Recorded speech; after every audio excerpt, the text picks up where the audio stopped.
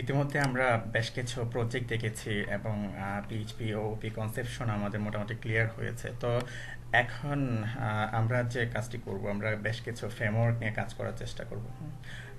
প্রথম অবস্থায় আমরা দেখবো কোঅর্ডিনেটেড পিএইচপি ফ্রেমওয়ার্ক, তারপর ধাপে ধাপে বাকি আরও কিছু ফ্রেমওয়ার্ক দেখবো, 5-7টা ফ্রেমওয়ার্ক আমরা দেখবো।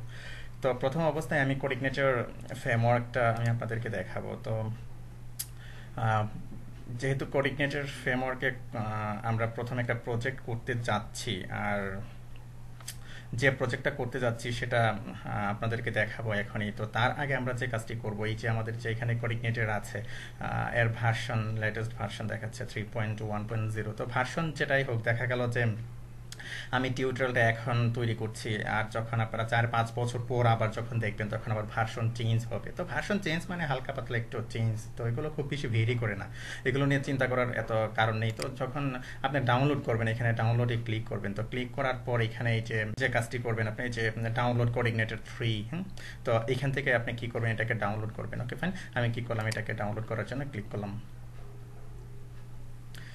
তো এখান থেকে আপনি কি করবেন, এটাকে সেভ করবেন, ওকে করবেন। ওকে,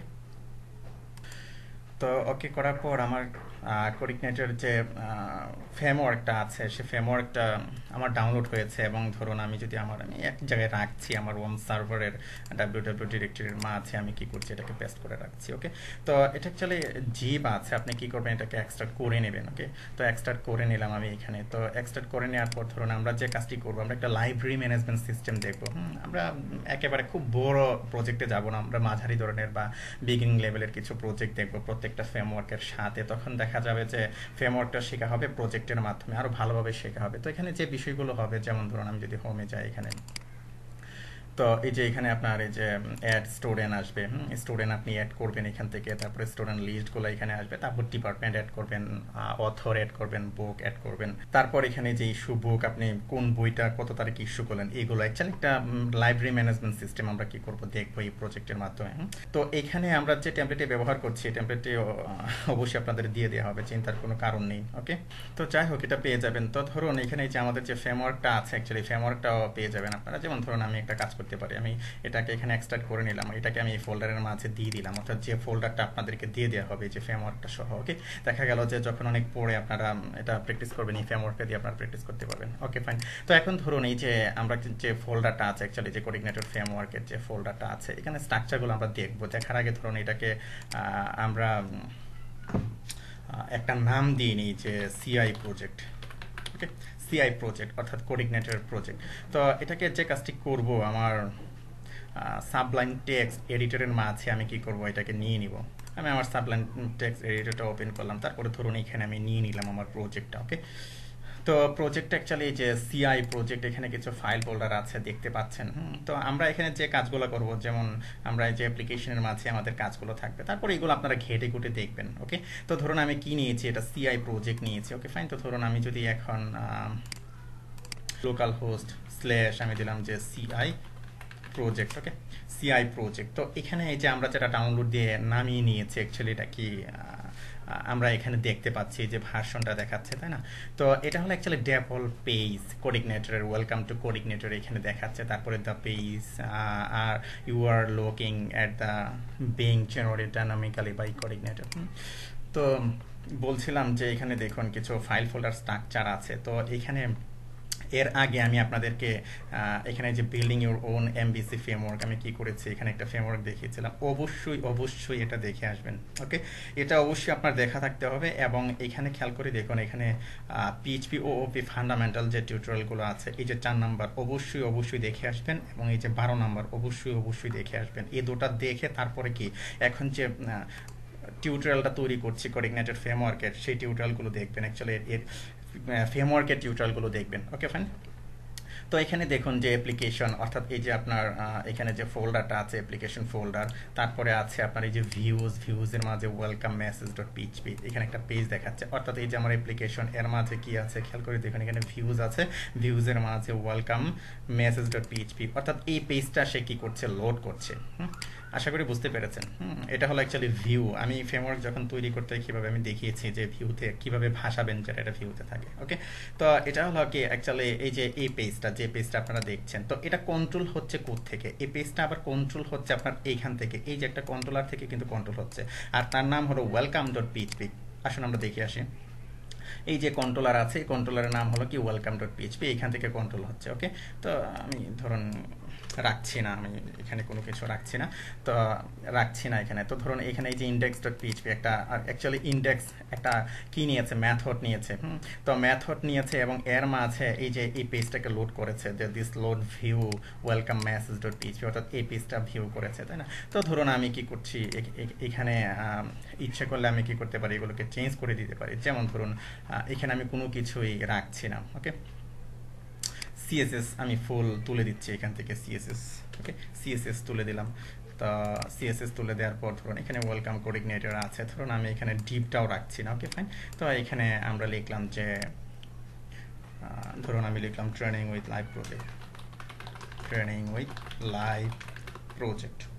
ওকে ফাইন, সেভ দিলাম। তো সেভ দেওয়ার পর ধরুন এখন আমি এটাকে রিফ্রেশ করলাম, এই যে ট্রেনিং উইথ লাইভ প্রজেক্ট চলে আসছে, অর্থাৎ কি আমি এই পেজের মাঝে যা দিচ্ছি তাই কি এখানে ভাসছে। ওকে, তো এটা কন্ট্রোল হচ্ছে কোত্থেকে, অলরেডি বলেছি আমি, এই যে কন্ট্রোলারের এই যে ওয়েলকাম ডট পিএইচপি কন্ট্রোলার থেকে কিন্তু সে কন্ট্রোল হচ্ছে। এটা একটা ডিফল্ট কন্ট্রোলার তারা দিয়ে দিয়েছে এখানে। তো খেয়াল করে দেখুন এখানে কিন্তু একটা কোড তারা দিয়েছে, যে ডিফাইন বেস পাথ, তারপরে ওর exit, not direct, script access, allowed. Okay, এটা আপনি প্রত্যেকটা ফাইলের উপরে দিবেন আপনি যখন কাজ করবেন। এটা ডাইরেক্ট স্ক্রিপ্ট কেউ চালাতে চাইলে সে কি করবে, প্রোটেক্ট করবে। ওকে, তো এখানে এই যে দেখুন এই যে ক্লাস ওয়েলকাম, ওয়েলকাম অর্থাৎ এই ক্লাসটা আপনার ক্লাস, এটা কি করছে, এক্সটেন্ড করছে যে কোর আরেকটা ক্লাসকে, সেটা তার নাম হলো কি সিআই কন্ট্রোলার, ওই ক্লাসকে এক্সটেন্ড করছে।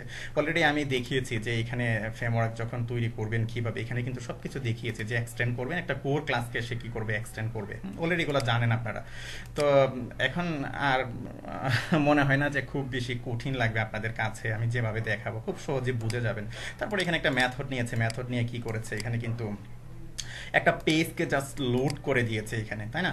তো এখানে একটা পেজকে লোড করে দিয়েছে, আর যে পেজটাকে লোড করেছে সেই পেজটা হলো এই পেজটা। তো এখানে যে কনফিগারেশন, যে ফাইল ফোল্ডার স্ট্রাকচারগুলো আছে, ল্যাঙ্গুয়েজ, তারপরে লাইব্রেরি, আপনারা যখন কাস্টম লাইব্রেরি তৈরি করবেন এখানে, তারপর আরও যাতে ফাইল ফোল্ডার আছে এই ফাইল ফোল্ডারগুলো আপনারা দেখবেন। তো ওকে ফাইন, তো আরেকটা জিনিস আমি আপনাদেরকে দেখাবো। ধরুন আমি এখানে এই যে আমার এই যে ওয়েলকাম মেসেজ ডট পিএইচপি একটা ফাইল যেটা আছে, আমি ব্যাগে যাচ্ছি, একেবারে ব্যাগে চলে গেলাম। ওকে, একেবারে প্রথম অবস্থায় চলে গেলাম। প্রথম অবস্থায় চলে যাওয়ার পর ধরুন এখন আমি এটাকে রিফ্রেশ করছি। রিফ্রেশ করার পর এখানে খেয়াল করে দেখুন, if you exploring coordinator for the very first time, আপনি যখন একেবারে প্রথম অবস্থায় কোঅর্ডিনেটর শিখবেন, you should study by reading the user guide. আপনি ইউজার গাইডটা একটু দেখে নেবেন।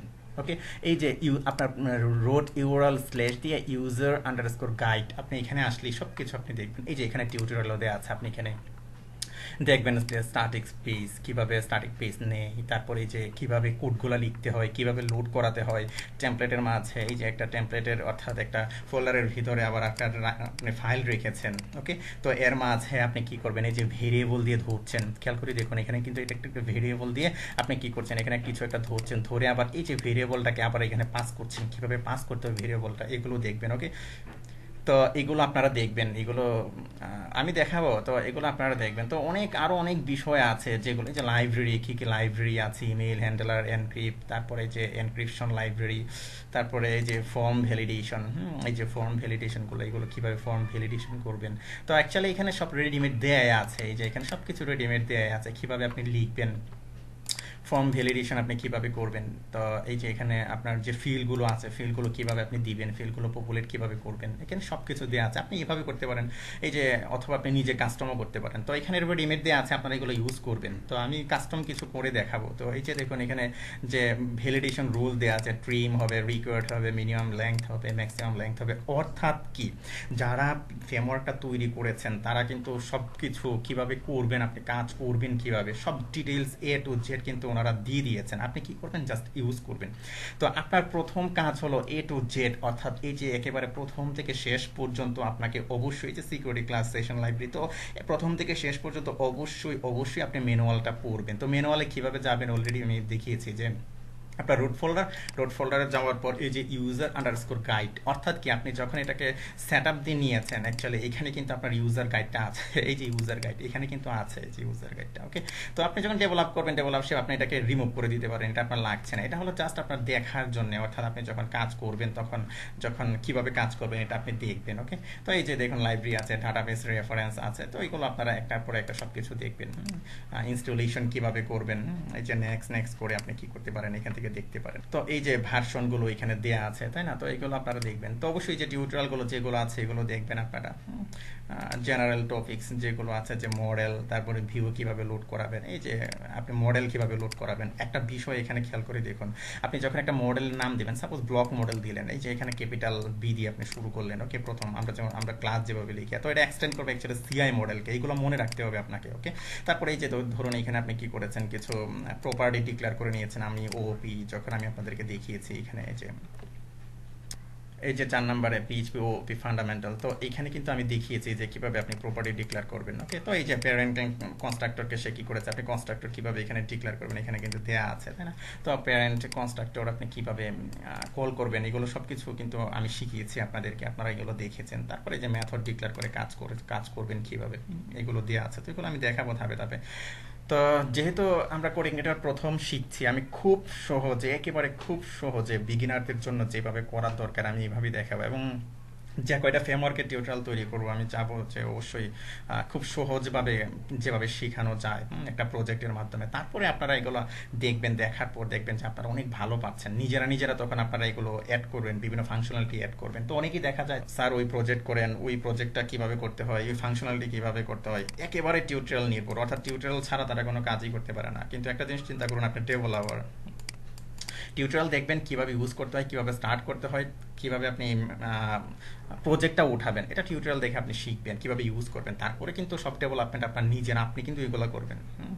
বিষয়টা হলো এইরকম। তো আপনি যখন কাজ করবেন, কাজ করতে করতে আপনি অভিজ্ঞ হবেন। প্রথম অবস্থায় আপনি সবকিছু পারবেন না, এটাই কিন্তু স্বাভাবিক বিষয়। যেমন সিনিয়র, আপনি যখন পারবেন না তখন সিনিয়র ডেভেলপারদের হেল্প নেবেন, যে এটা কিভাবে করতে হয়, ওটা কিভাবে করতে হয়। ওকে, তো ওকে ফাইন। তো আমরা পরবর্তী পর্বে আমরা দেখবো যে কিভাবে কোঅর্ডিনেটর ফ্রেমওয়ার্কের মাধ্যমে আমরা যে এখানে যে ইয়েটা করতে যাচ্ছি, অ্যাকচুয়ালি প্রজেক্টটা করতে যাচ্ছি, প্রজেক্টটা কিভাবে আমরা করব, আমরা ধাপে ধাপে স্টেপ বাই স্টেপ এগুলো সামনে আগাবো। ওকে ফাইন, ধন্যবাদ।